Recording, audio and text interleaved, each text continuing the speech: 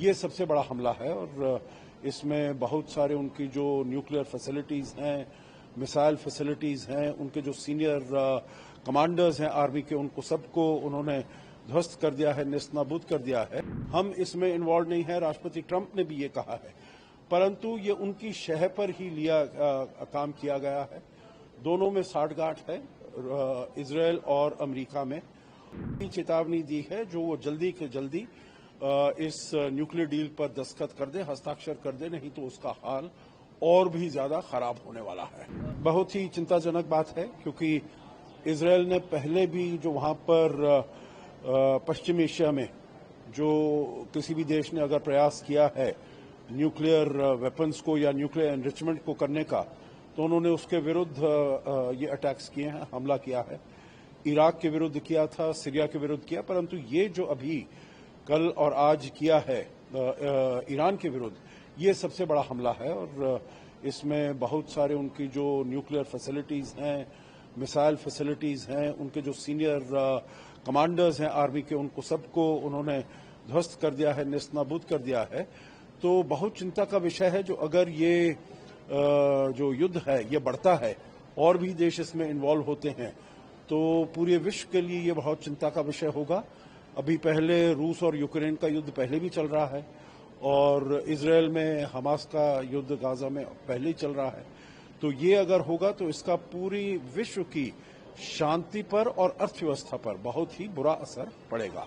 दोनों देशों के बीच में साठगांठ है। इसमें अमेरिका को पूरी तरीके से इसके बारे में मालूम था और अमेरिका के जो सेक्रेटरी ऑफ स्टेट है मार्को रूबियो, उन्होंने कहा है जो हम इसमें इन्वॉल्व नहीं है, राष्ट्रपति ट्रंप ने भी ये कहा है, परंतु ये उनकी शह पर ही काम किया गया है।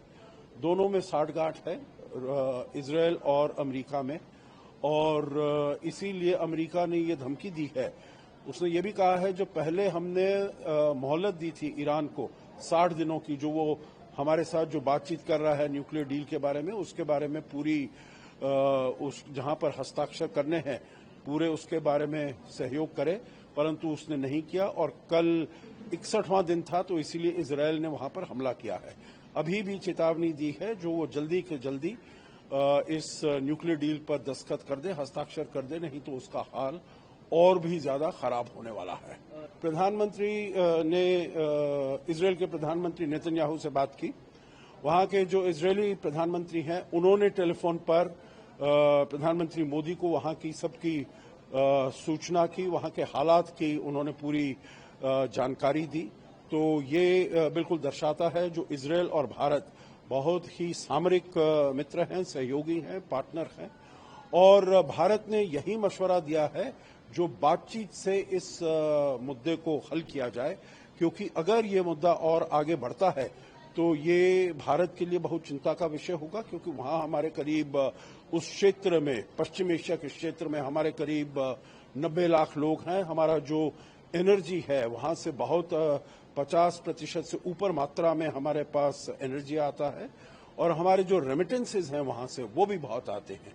तो इसीलिए वहां पर स्थायित्व होना और वहां पर ऐसा युद्ध नहीं होना, ये हमारे लिए बहुत महत्वपूर्ण है।